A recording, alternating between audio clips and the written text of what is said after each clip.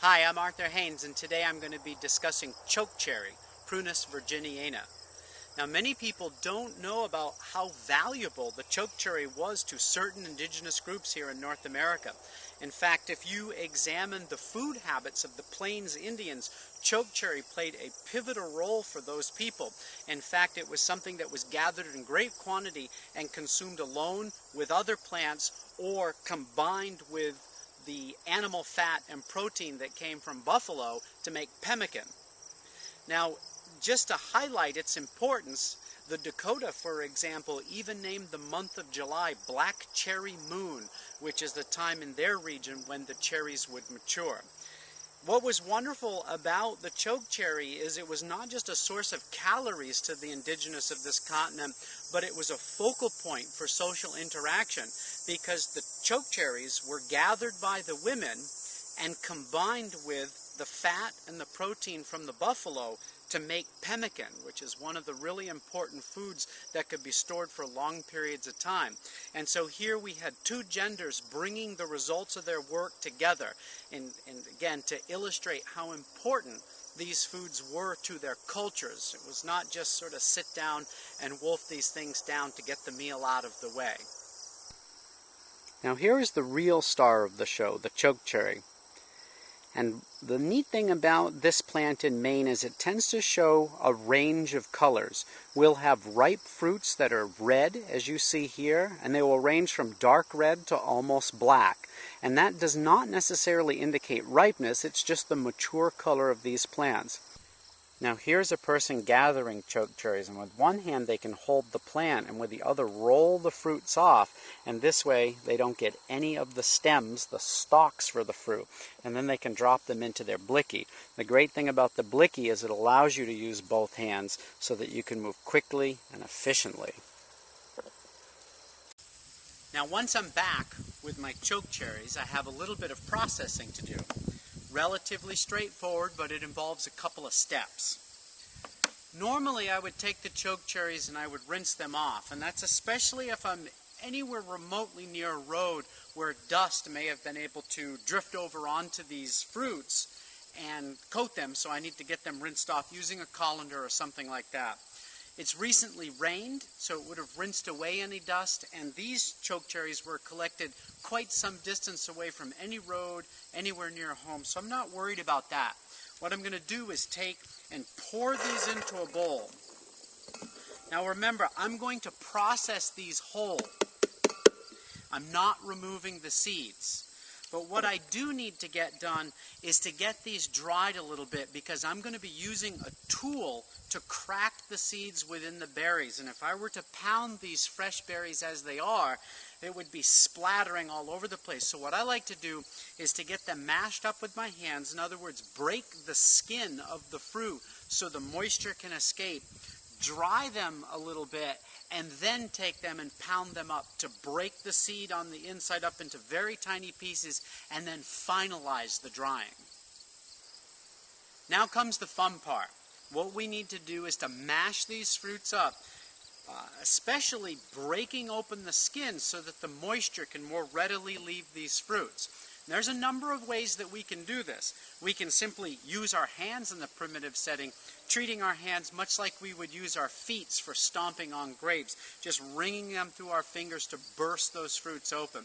We can, of course, use a smooth stone or a smooth branch that we've created especially for this purpose to mash them up, and easy enough to grab some utensil from the kitchen to do the same.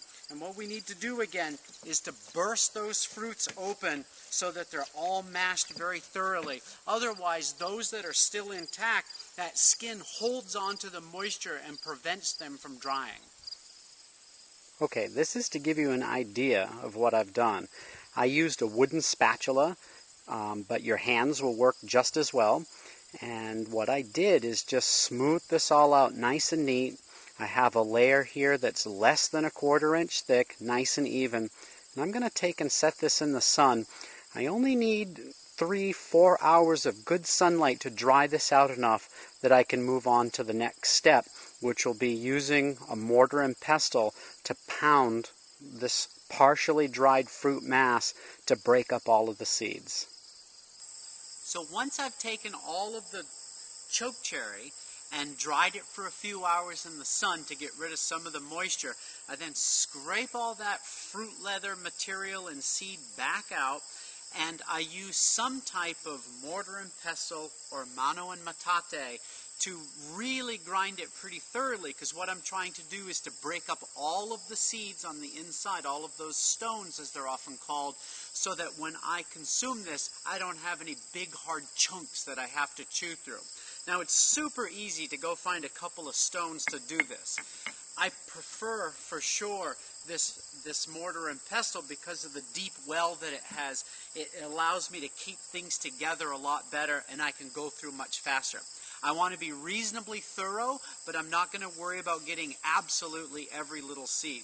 And again, when I'm done grinding that material, or excuse me, pulverizing that material, I lay that back out into a tray and I press this out very, very neatly so that, again, no more than a 1/4 inch thick and the same thickness, very uniform all the way through the pan.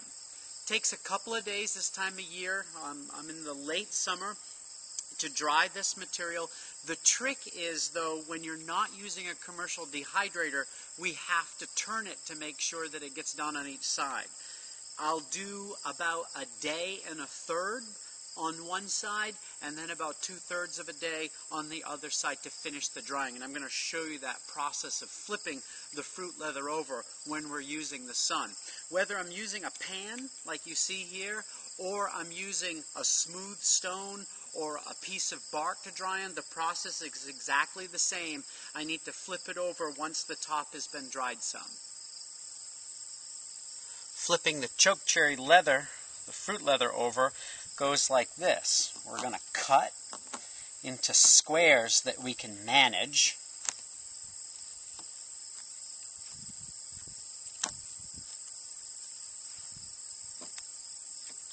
And make these whatever size you need to for the utensil that you're using. And then we're just going to carefully turn them over. And you'll notice that the underside will be a completely different color, and that's because it's not dry. And I'm just going to cut this entire pan of leather up and continue this process of turning them over, and then give them, again, it's about 2/3 of a day that they'll usually need of bright sunlight to finish the drying. So once your fruit leather is dry, which in this case will mean pliable, you can simply put it into an airtight container and store it in a cool, dry place out of the sun.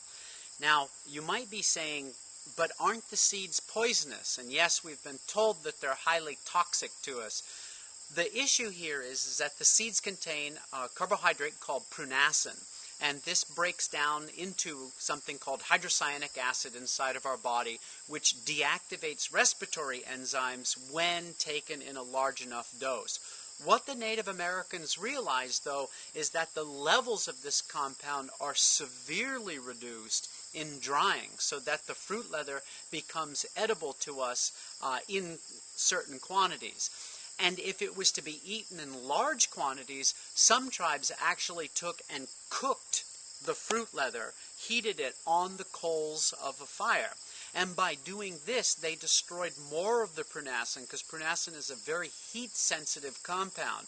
So they could effectively render this toxic seed completely edible. And remember, the advantage to eating the seeds is that they contain large amounts of vitamin E, which again is a fat-soluble antioxidant and a vitamin that we need for health.